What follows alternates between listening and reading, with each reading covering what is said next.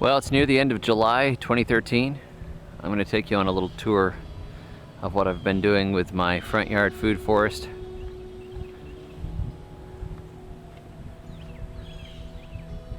Really doesn't look like there's a whole ton going on up here, but this is the bad side of the food forest.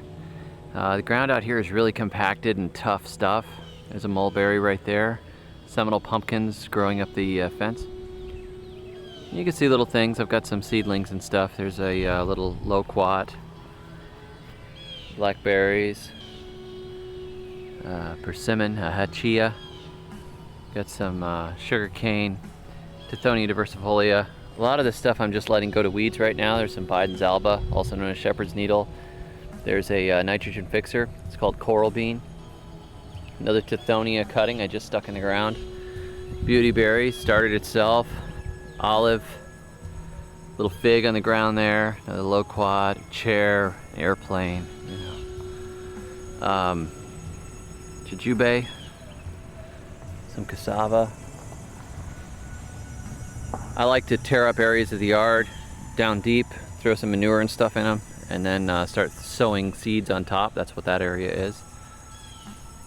This is a little tropical avocado that started itself from some compost I buried in that pit. See if that lives. Probably not. Little fig. Watermelons crawling along the ground. All kinds of stuff. Those little green bushes in the middle there, those are Simpson stoppers. This is another nitrogen fixer, gummy berry. This is obviously a persimmon, and it's got a nitrogen fixer at its base here. Another coral bean. I started these from seeds last year.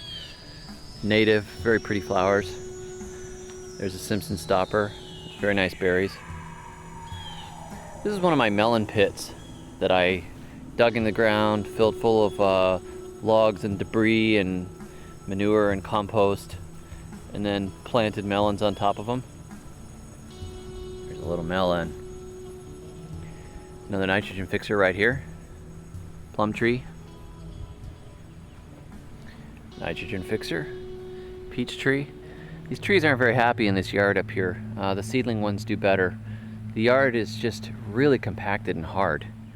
Some little cassavas going here. Another watermelon. A little baby watermelon. Mulberry.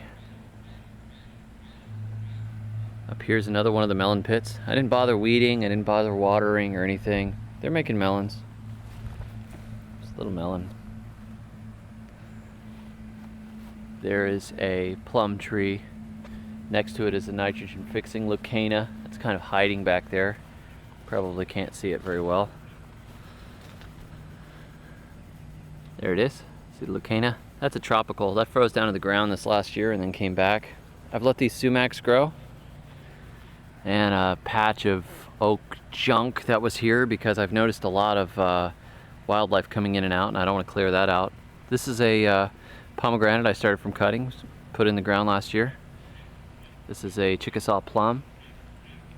And a nitrogen fixer here. Nitrogen fixer. There's a little fig in the middle that is not happy. Didn't like all this rain. Got a fig on it. Black cherry. It's only been in the ground about a year. It's growing like crazy.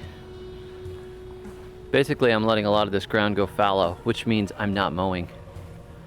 Got all kinds of stuff going on up here. This was the rose garden before I kind of started putting in edibles and stuff, and well, you know, they kind of took over. And I put in my weird tropical plants here too. Cold hardy cassava, feijoa. Here's another Tithonia. Snap. Chuck it, throw it on the ground down there. This is a calamondin growing in the middle here. That's one of my favorite little citrus. All right, you gotta take a look at this Seminole pumpkin here. Look at this baby. Oh yeah. Seminole pumpkins are a really tough, sort of, I guess you could call them a native pumpkin. They were bred by some of the various Indian tribes. There's one right in there. And they would girdle trees and grow them right up the sides of the trees. I don't want to girdle my trees, but they are growing pretty rapidly up the side. These beans that are growing everywhere are velvet beans.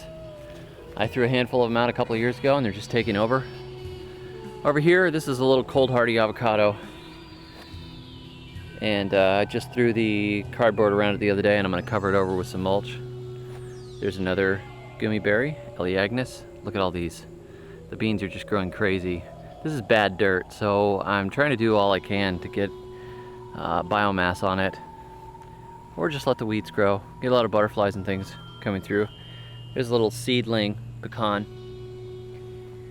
My grandkids will probably enjoy that. This is a tung oil tree. Everybody says to me, why did you plant a poisonous tree in your food forest? Well, my grandpa was a carpenter, and tung oil was one of the finishes he used, and I was like, well, I don't care if it's poisonous. Reminds me of Grandpa. Maybe my grandpa was poisonous. You want to tell me my grandpa was poisonous? Oh. I'm offended. Chestnut. And a nitrogen-fixing non-native invasive species, the silk tree, also known as the mimosa. I got a few more things back here. Little baby trees everywhere. You can just see into my nursery area in the back there, the greenhouse. All right, I'm gonna take you over to the other side. I've been working on this yard for only about 2.5 years. It started out as just a big patch of grass, and soon there's gonna be a lot of food out here. Oh yeah, I gotta look at the watermelon again. Like, shiny thing, getting distracted. All right, this side of the yard is the glorious, healthy dirt side of the yard. And yeah, I am the weird neighbor. This is a center island here. I've got a pomegranate hiding in the middle, agave, in case we have a tequila party for the end of the world. Bottlebrush tree right there. Got some little native wildflowers and things happening. There's a pear that's totally taken off. Another tithonia, you can see I've cut this one already. Here is a fig, nitrogen fixers next to it. This is our friend the tortoise, he lives here.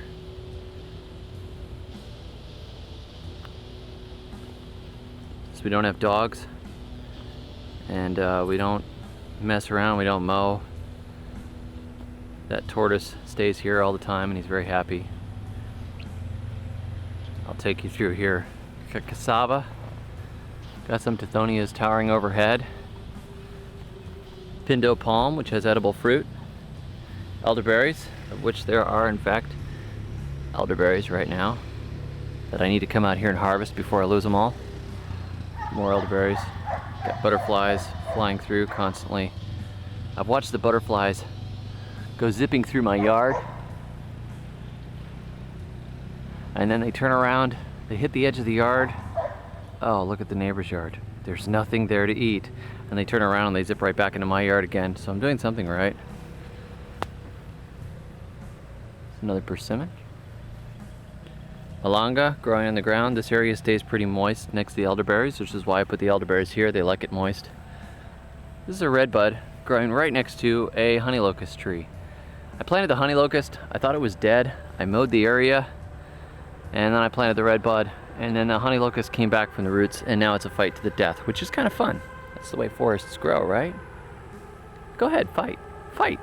It's really kind of a slow fight. It's boring. I haven't taken any bets on it. This is another pear growing up here. And you can see I've chopped and dropped stuff all over the ground to improve the soil.